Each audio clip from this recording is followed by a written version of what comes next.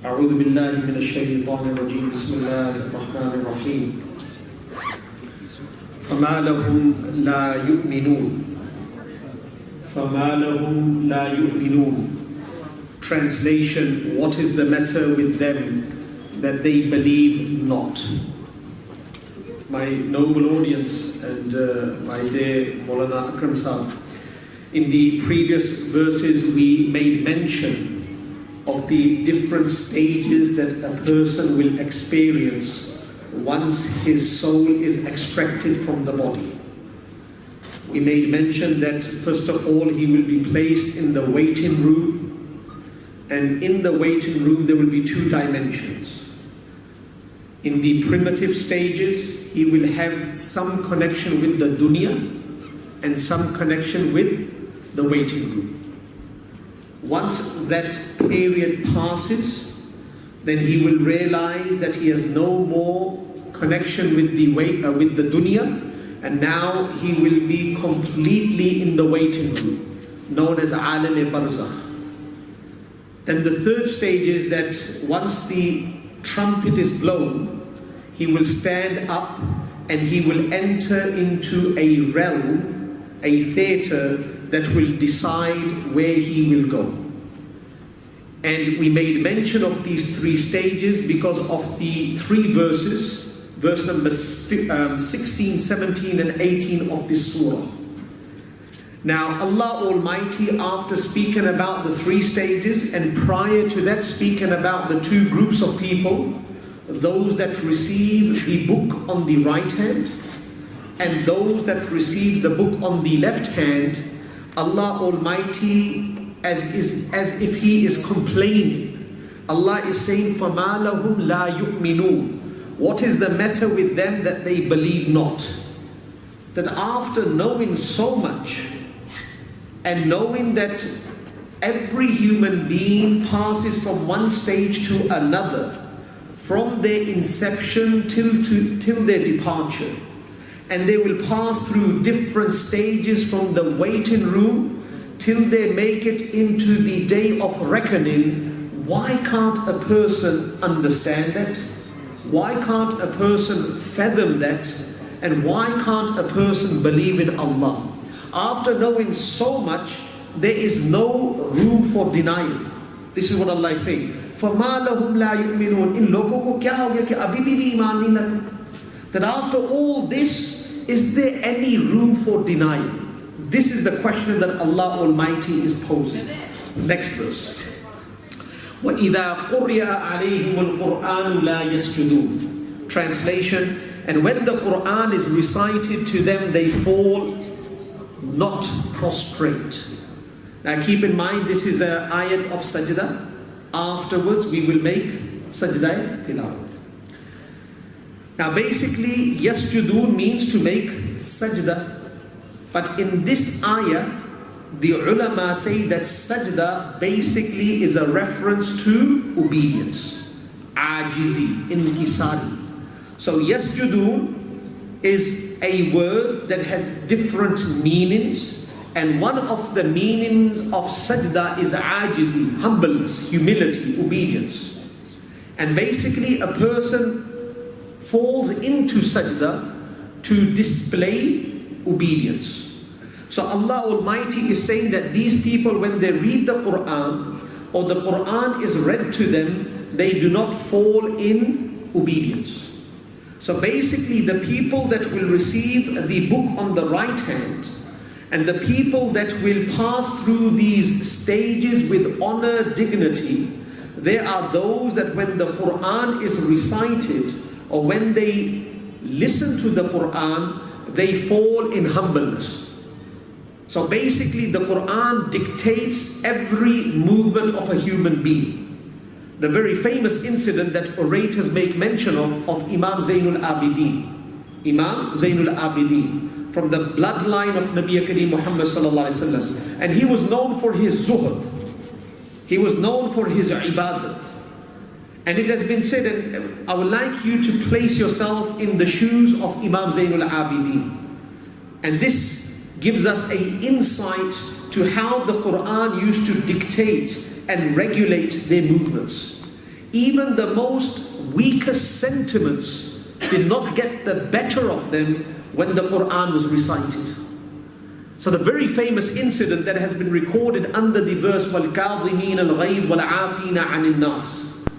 Now basically Allah is highlighting the beautiful characteristics of those people that are known as muttaqun, the righteous and the pious.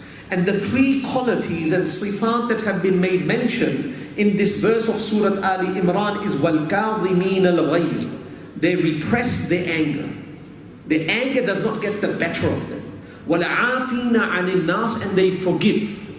Right? So, وَالْكَاظِمِينَ الْغَيْظَ وَالْعَافِينَ عَنِ النَّاسِ. They forgive people. وَاللَّهُ يُحِبُّ الْمُحْسِنِينَ. And Allah loves the best doers. Right? The ones that discharge an action with excellence. Ihsan. So Imam Zainul Abidin,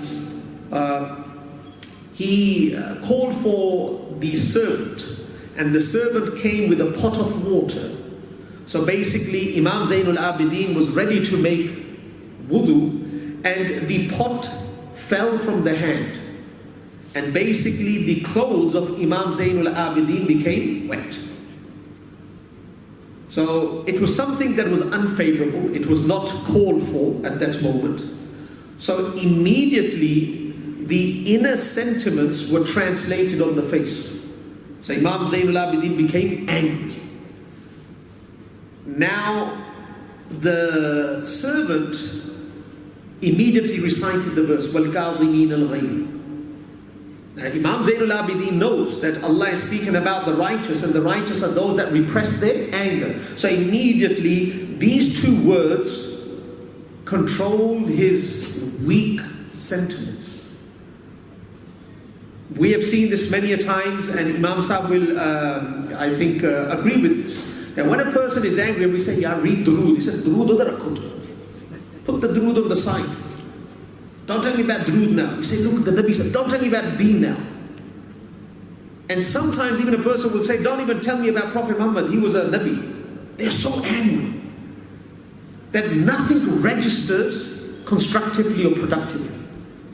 So the person is taken, he is drenched in anger. But these are examples of our predecessors. وَالْكَاظِمِينَ الْغَيْظَ. The pious are those that repress their anger immediately. This allows them to settle down. So we need to drink water. We need to make wudu. If we are standing position, we sit down. Sit in position, we lie down. But for Imam Zainul Abidin, وَالْكَاظِمِينَ الْغَيْظَ, everything settled down. Now the servant was very familiar with Imam Zainul Abidin. She knew how important the Quran was in his life. Now once a person settles down, it is not necessary that the person is forgiven. He may reprimand the culprit afterwards. So immediately the servant recited the next fragment of the ayat, وَالْعَافِينَ عَنِ النَّاسِ. The muttaqi are those people that forgive people. So immediately Imam Zainul Abidin looked and said, "I forgive you." Now that was a slave. So now, कहते ना लोहा गरम है, लोहा भी गरम है तो बस मार दो हथौड़ा. So the servant knew, the slave knew that this is the right time to secure freedom. This is the right time to secure freedom. So immediately the servant recited the next section of the verse, وَاللَّهُ يُحِبُّ الْمُحْسِنِينَ. Allah loves those that are muhsin, that execute things with perfection. So immediately Imam Zainul Abidin knew why she recited that section, and he says that Anti Hurra, you are free, I have given you freedom. Now this was the control the Quran had on these people. Now the meaning of La yasjudun is that when the Quran is recited to people that do not have that connection with the Quran, they do not humble themselves. So for Muslims we find excuses, and we come up with our own marvelous tafseer. And for non-believers, they reject it from the primitive stages. They say, "This, we don't accept this." Now we're going to make mention of a few things regarding the sajda. We're going to make mention of a few things regarding the sajda. And then I'm going to, if we do have time, we'll speak about the philosophy of the sajda, so we can understand how important it is. The hadith that has been recorded by Imam Muslim and Imam Ibn Majah is that when the human being makes a sajda, the Satan is observing, the shaitan is observing. So when the human being falls into sajda, wasjud, fall prostrate, waqtarib, and draw near to your Allah. So when a person makes that sajda, the shaitan puts himself to the side. He gets dirt and he throws that dirt on his head. Now in the early days, this was a gesture of the highest level of failure. This was known as the highest level of failure when people used to get, we don't do it nowadays, that collecting dirt and throwing it on your head. Now the very famous incident that when Nabi Kareem Muhammad entered Makkah, it just came to my mind, he entered Makkah and Allah gave victory to Nabi Kareem Muhammad. Nabi Kareem Muhammad, subject to correction, said to Khalid bin Walid, go and destroy Lat or Manat, one of the idols. Go and destroy Lat or Manat. So Khalid bin Walid radiallahu ta'ala went and he found a tomb. And there were people there. So Khalid bin Walid radiallahu ta'ala, he went there and he destroyed the tomb.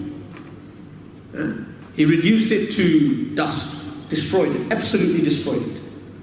He came back to Nabi Kareem Muhammad and he said, Ya Rasulullah, I've destroyed Lat. Nabi Kareem Muhammad said, no, you have not destroyed anything, go again. So Khalid bin Walid radiallahu ta'ala said, I just came, I destroyed it. But the Nabi of Allah said, you haven't destroyed anything. So now Nabi Kareem, Khalid bin Walid goes again and he finds that there's a lady sitting there. And she's collecting dust and she's throwing it on her head. That's why I'm linking it. She was collecting dust and she was throwing it on her head. And she was saying, from today onwards, your worship has ceased. No one is going to worship you. Muhammad sallallahu alaihi wasallam's deen has arrived. No one is going to worship you. Basically, she was a jinni. So Khalid bin Walid came and settled the affair with his sword. Ended everything. Beheaded that jinni. Came back to Nabi Kareem Muhammad sallallahu alaihi wasallam, and now the Nabi of Allah said, now you have destroyed the idol. So basically collecting dust and throwing on the head was a gesture of knowing that I have failed.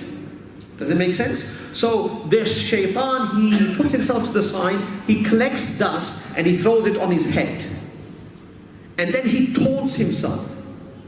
Apne aap ko laanat bhejta hai. He taunts himself. He says, oh shaitan, what happened to you? The insan was asked to make sajda, he's making sajda. And he's gaining the pleasure and the grace of Allah Almighty. And oh shaitan, you were asked to make a sajda, you did not make sajda. And you were disgraced in the noble court of Allah. But basically he's not saying this out of regret and remorse. He's saying this out of hasad.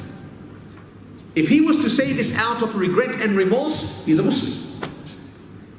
Even at this moment when you and me make sajda, we're going to make sajda, he's going to make that gesture. But that is not out of regret and remorse. It's not nadama. It is basically hasad that the insan is making sajda and kahan pahunch gaya insan. And look at me, I didn't make the sajda and I've been left behind. Now, in sajda, there are a few body parts that have to touch the ground. Now this is a bit of fiqh, jurisprudence. The forehead, the nose, the palms, the knees and the toes.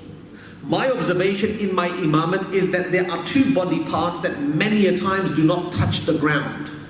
Now if these body parts do not touch the ground throughout the sajda, one ruling will be that the sajda is accepted but with weakness. And the second ruling, based upon how long the body part is not touching the ground, the ruling will be sajda is not accepted. And sajda in salah is farz, it is compulsory, it is a rukn. And any rukn that is not established in the prayer, salah is null and void. One is the nose that doesn't touch many times, and one are the toes. So you find that many a times people will lift their toes. So be very, very mindful that these body parts are touching the ground in sajda. Allahu Akbar. And these body parts, how amazing it is. You know, Islam is like one department. How amazing is it that these body parts that touch the ground in sajda, and the posture of sajda is the posture that draws us very close to Allah Almighty, that when we wash a body, we place atar on these 7 body parts. On the forehead, on the nose, palms, knees, toes. Because when a person makes it into the noble court of Allah Almighty, the posture that was very dear to Allah Almighty, those body parts will come as a shahid, as a witness, and say that this insan, he did make sajda to you. And they will not only speak, but they will even smell very, very nice with the atar of this dunya. I'm going to add a ayat to this. Alhamdulillah, summa alhamdulillah. We should make a lot of shukr that we make sajda. Right? Hamari koi khubi nahi. We are not great. It is Allah who has accepted us to make the sajda. There are many that do not make sajda. And there are many that make sajda but make it incorrectly. And there are many that make sajda but with nifaq. And then there are many that make sajda for name and gain. Now, listen to this ayah so you can appreciate the ni'mat that Allah has bestowed upon us when we make the sajda. I'm going to recite a verse from Surah Al-Qalam. Now, Surah Noon is one of the early surahs that the Nabi of Allah received. So basically, the scholars say the first was the first 5 ayat of Surah Alaq, then Surah Fatiha, then Surah Qalam. Many scholars are of this opinion. Surah number 68, Surah Qalam. Noon wal qalami wa ma yasturun. Some scholars say Surah Al-Muddathir, Surah Al-Muzammil. But it is one of the early surahs that Nabi Kareem Muhammad sallallahu alaihi wasallam received. And there is amazing lessons in this surah. Inshallah, one day we will arrive there. I'm going to recite the verse of Surah Al-Qalam, and that is verse number 42. يوم يكشف عن ساق ويدعون إلى السجود فلا يستطيعون. Remember the day when the shin shall be laid bare, and they shall be called to prostrate to Allah, but they shall not be able to do so. So basically, the shin of Allah will be laid bare. Now this is one of the ayat of mutashabih, symbolic verses. We cannot understand the true, precise, exact meaning of this. So the scholars have said that Allah will reveal Himself. Now when Allah will reveal Himself, people will want to fall into sajda. People will want to fall into sajda. Believers and non-believers. It has been said on the day of Jannah, when people make it across into Jannah, one person who is walking in Jannah, he's walking, and suddenly he falls into sajda. So the angel said, why did you make sajda? He said, because of the light that emerged in front of me. The malaika will say, this is the light of the chandelier. Ya Allah, don't make sajda. So people will want to make sajda. Now, those that used to make sajda in this dunya, the opportunity to make sajda in that realm will be granted. He will fall into sajda. Allah will be present, and then a person will make sajda. The elasticity in the back will not be removed. जैसे हम आज भी हिल सकते हैं ऐसे, like our back moves, we will move in that realm. But people that did not make sajda, or those people that made sajda but made it with nifaq, or made it without ikhlas, what will happen to them? Now listen to the hadith. The hadith is from Al-Bukhari. Nabi Kareem Muhammad's Sahabi Abu Sa'id says, I heard the Nabi of Allah saying, Allah will bear his shin, and then all the believers, men and women, will prostrate themselves before him. Sab sajda mein gir jayenge. Everyone will fall into sajda. But there will remain those who used to prostrate in the world for showing off and for gaining good reputation. Such one will try to prostrate, but his back will become a single vertebra bone. One. It's like it's going to become a plank. It can't move. It's like an iron rod in the back, and he will not be able to make sajda. How fortunate are we, alhamdulillah, summa alhamdulillah, that we make sajda to Allah Almighty many a times. And keep in mind, wasjud waqtarib. Fall into sajda and you will become very, very close to Allah Almighty. So keep this verse in mind from Surah Al-Qalam. Surah Al-Qalam is 68, verse number 42.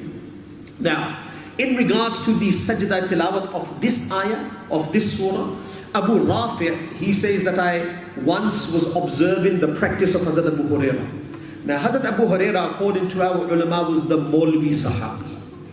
Maulvi Sahab, you know, so Maulvi Sahab, me and Maulana, we're Maulvi Sahab. So he was the Maulvi Sahab. Masjid Kamanda, in the mosque. Abu Hurairah was the person of the masjid. He was a Maulvi Sahabi. Always waiting on the doorstep of Nabi Kareem Muhammad to receive these gems. Collecting these gems and then sharing it with humanity. So Abu Rafi, he says that I was sitting with Hazrat Abu Hurairah radiyallahu ta'ala an, and I found that he came across this ayah. He recited this ayah. And after reciting this ayah, he made sajda. Abu Rafi said that, why did you make sajda? He said, Abu al-Qasim, meaning Nabi Kareem Muhammad recited this ayah in front of me, Abu Hurairah is saying, and after reciting this ayah, he made sajda. So from that day onwards, whenever I pass this ayah, I make sajda. Right?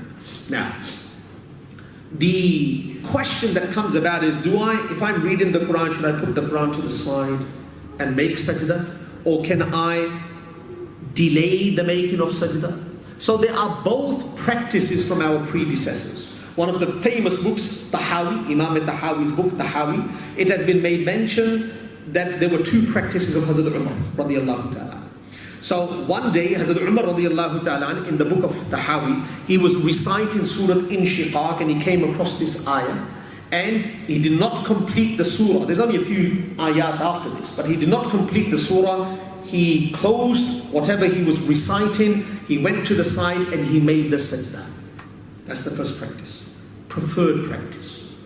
Second time, Imam al-Tahawi says that once Hazrat Umar recited the same ayah, he was going through the same surah, he recited the same ayah, and he completed the surah. So the ulama say that keep in mind that when a person passes the sajda tilawat ayat, it is a debt upon him.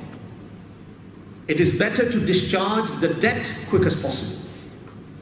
It is better to discharge the debt quick as possible. So put the Quran to the side and make the sajda tilawat. But if you are enjoying it so much, complete the surah and then make the sajda tilawat. Now keep in mind, this is only a sajda, so there's no takbir tahrima. Many times I've seen people, they stand up and say Allahu Akbar, then they make the sajda. No. This is just a sajda. You can do it from a sitting position, prefer to do it from a standing position. Prefer to do it from a standing position. Alright. Next verse. We'll try to finish the surah and then if we have time we'll speak about the philosophy of sajda. بَلِ الَّذِينَ كَفَرُوا يُكَذِّبُونَ. Nay, those who disbelieve belie. وَاللَّهُ أَعْلَمُ بِمَا يُوعُونَ. And Allah knows best what they gather. Now in the old days, people didn't have banks. In the time of Nabi Kareem Muhammad, Makkah, Medina, Arab Peninsula, they didn't have banks. They used to have wi'a. Yu'oon, wi'a, bartan, vessel. So they used to place their gold or silver coins, dirham or dananir, in the wi'a, in the vessel. Now basically they used to collect all their goods, place it in the vessel, Allah Almighty uses the precise word that depicts what was very precious for them. And Allah says, Wallahu a'lam, Allah knows bima yu'un, what you are gathering in your vessel. And basically they weren't gathering iman, they weren't gathering a'mal salihah, but on the contrary they were gathering goods. And many a times they were gathering and collecting these goods through deception, through lies, through cheating. So they were not upright in their dealings. So basically the lesson in this, in the word yu'un, is each day Allah gives us a beautiful vessel. You and me have a new vessel. Place good in that vessel. I was reading something that Hakim Akhtar Sahib, rahimahullah, one of the great mentors in modern time, who passed away. He said something amazing. Somebody said to him, Shaykh Hakim Akhtar Sahib, rahmatullah alayhi, that when I wake up in the morning, I have all these goals and all these ambitions. Because he came across this ayah. So he was an alim that was asking Hakim Akhtar Sahib. Now Hakim Akhtar Sahib was an alim, but he was, I will say, a mentor at the same time. So he said, Hazrat, I make the intention when I wake up in the morning that this day will not pass in the disobedience of Allah. This day will not pass in the disobedience of Allah. He recited this verse and he said, this day I depict it as a vessel and I'm going to place good in it. But he said, Hazrat, after a couple of hours, when I look back, I find that with the roses there are thorns. In the wi'a, with the roses are thorns. So Hazrat, I want to collect roses, I don't want to collect thorns. Help me out. Do you understand what he's trying to say? Allah has given these people wisdom. Hakim Akhtar Sahib said, look, when you wake up in the morning, what do you say? He says, I say that I am not going to disobey Allah the whole day. He said, how is that possible? Whole day is 15, 16 hours. Make your junction after 2 hours. The goal should be after a little while. Don't put the entire day in front of you. Say that in the next 1 hour, I'm not going to disobey Allah. I'm not going to collect any thorn. I'm only going to collect roses. 1 hour. That's your goal, 1 hour. He said, you will find that after 1 hour, there will be no thorn in your wi'a. Because it is achievable. It is practical. That 1 hour is practical. 14, 15 hours is not practical. So the person, he started to practice in this. So he wakes up in the morning, 6 o'clock, he says, up to 7, I'm going to collect roses. At 7, he stops, he ponders, he looks back and he says, it's all roses, mashallah. Then he extends it from 7 to 8, 1 hour. He came after 1 month to Hakim Akhtar Sahib and he said, Hazrat, I perfected this in the last 6 months. Hazrat said, all right, now increase your journey. He said, what do you mean? He said, from 1 hour to 2 hours. So basically you've started off that you have to stop 14 times. So aapki rail gaadi badi aista chalti hai. 14 dafa to rukna padta hai. But he said what you should do now is increase it from 1 hour to 2 hours. So basically prior to this you were stopping 14 times, now you will stop 7 times. He did that for another 6 months, then he came again, he said, in 2 hours I only collect roses, no thorns. He said increase it to 3 hours. A time came that the entire day he never stopped. He used to make the intention in the morning, but he perfected it. So sometimes we start off very high. We have a goal that is not achievable. We want to stand on the treadmill the first time and run 20 Ks. It's not going to happen. We stand on the treadmill and we want to run 20 Ks. It's not going to happen. We're going to have cramps, we're going to fall down, and most probably going to end up in the hospital. We need to start off slowly. The goal should be small. And then we increase the goal. And I'm talking about the time. And you will find that in the entire day after maybe 10 years, it doesn't happen overnight, you will find that your entire vessel, your wi'a, is filled up with roses. And there are no thorns to be seen.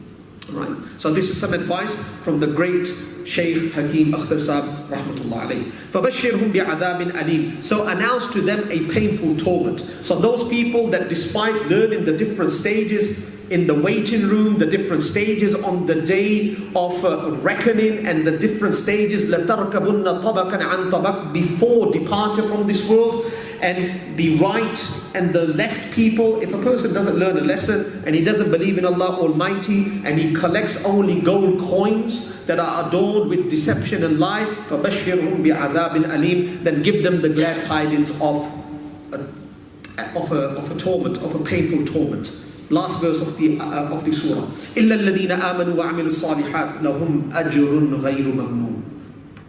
Save those who believe and do righteous good deeds, for them is a reward that will never come to an end. Allah. I would like you to focus upon the last two words of this surah. غَيْرُ مَمْنُونٍ. Now basically the translation is something that never ends.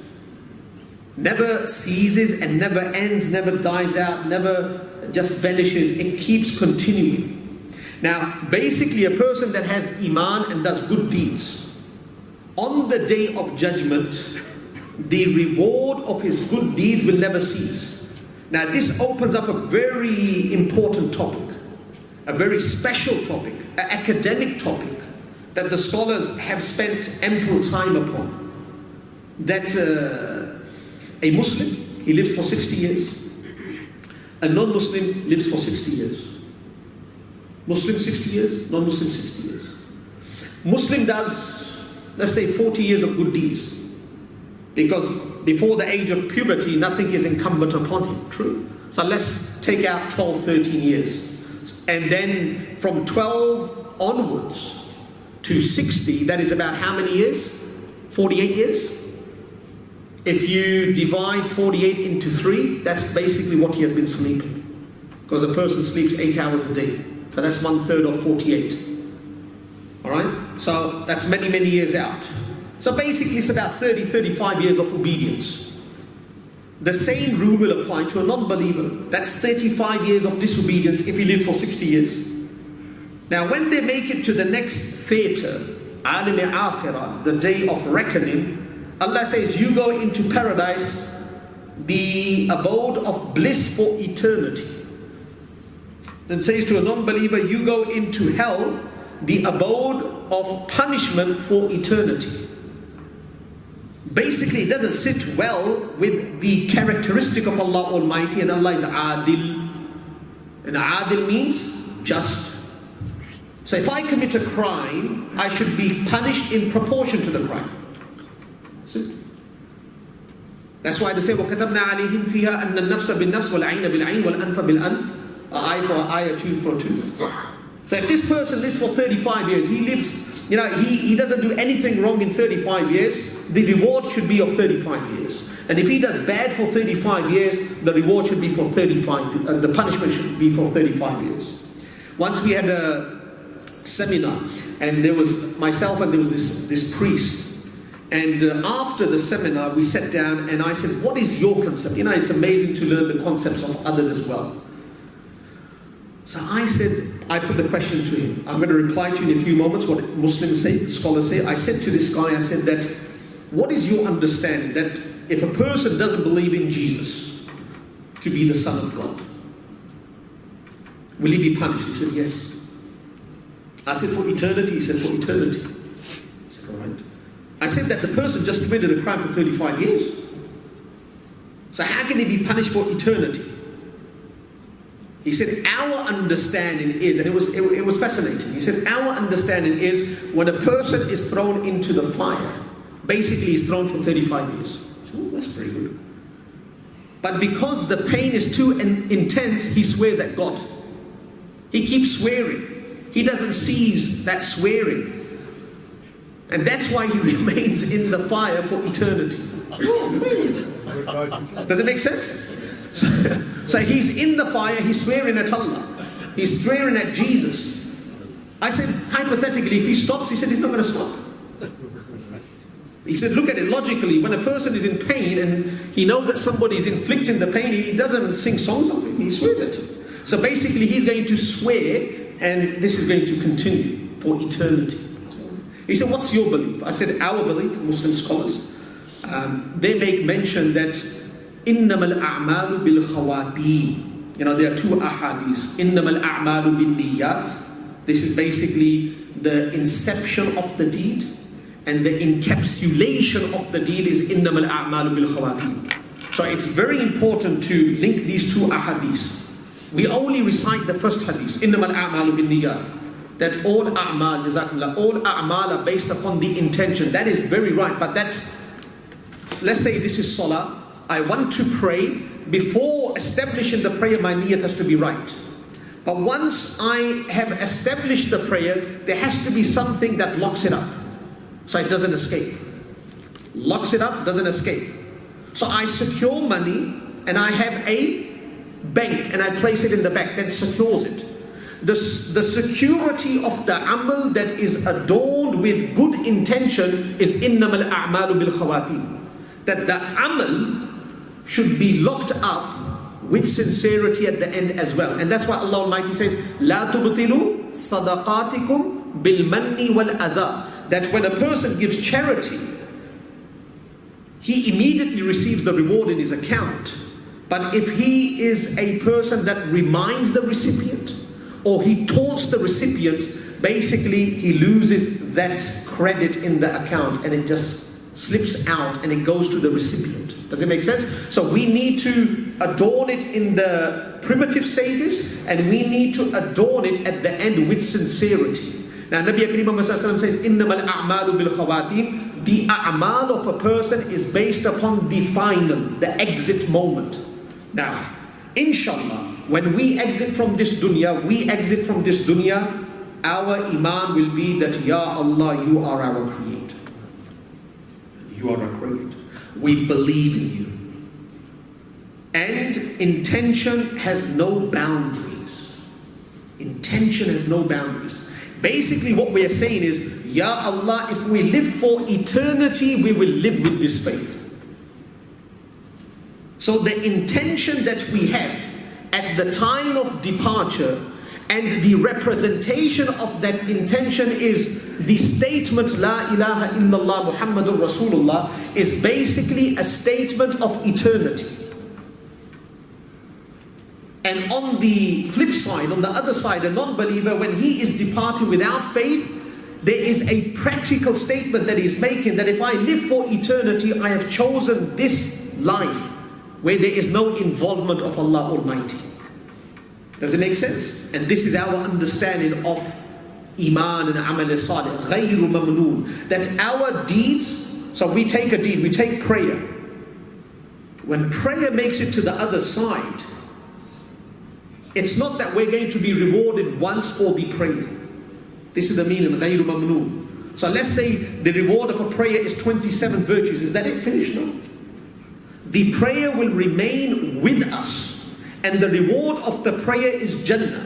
And Jannah is not 1, 2, 3 days of bliss. It is bliss of eternity. So the reward of the good deeds are basically forever. غَيْرُ مَمْنُونَ.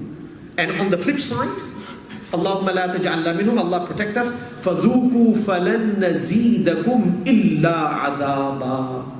إِلَّا عَذَابًا. That those people that will be punished because they have taken bad deeds and they have taken no faith or incorrect faith. So when they make it to that side, they are thrown into the torture cell. And the punishment that comes will never cease. فَذُوقُوا فَلَن نَزِيدَكُمْ. Taste the adab that will never ever cease. The intensity, the volume, the clinical design of that punishment will increase every moment as the bliss and the bounty and the enjoyment and the ecstasy in Jannah will increase every moment. And that's why it has been made mention that Allah Almighty every day says to Jannah, Izdadi li awliyai, right? Increase for my awliya, for my pious people. Increase in your beauty, increase in your fragrance. So basically every day it is increasing. So what we learn from the last two words, غَيْرُ مَمْنُونَ, there is no station in Akhirah, especially in paradise and in hell, where a person will halt.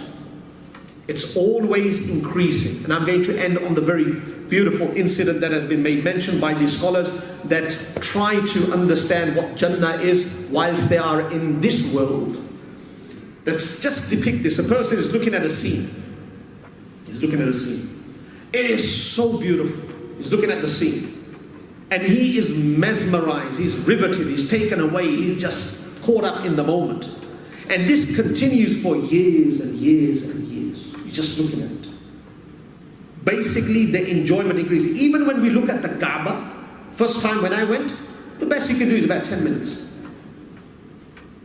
Let's be realistic. You can't stare at it all day, 24 hours. You can't. Some people, they come back and they say, Imam Sahib, I couldn't cry. Some people say, I couldn't cry. There's no harm in that, but I'm just saying, he said, I couldn't cry. So 10, 15 minutes, the second day you go, you don't feel the same impact. The third day you go, it becomes a norm. It becomes a norm. This is, for so many years, continuously a person is just staring at this scene that Allah has created. And you can only stare at something for a continuous period of time when the beauty increases. If it is the same beauty, it doesn't matter how beautiful it is, you're going to stop staring. So basically you're staring because it is increasing. And Allah Almighty removes the scene and says, break your contact. Break your contact. This is not the only scene that Allah has created for you. And then Allah replaces it with something that is very, very different. And then He starts staring at that as well. So basically, the reward that never ceases is the reward of our amal that is limited in its nature. And this is the bounty of Allah Almighty. Allah Rabbul Izzah give us tawfiq to be from the Ashabul Yameen. Allah give us the tawfiq to commit to the effort of Iman and allow ourselves to endorse our Iman with A'mal Salihah. Subhanakallahumma wa bihamdika. Ashhadu an la ilaha illa anta astaghfiruka wa atubu ilayk.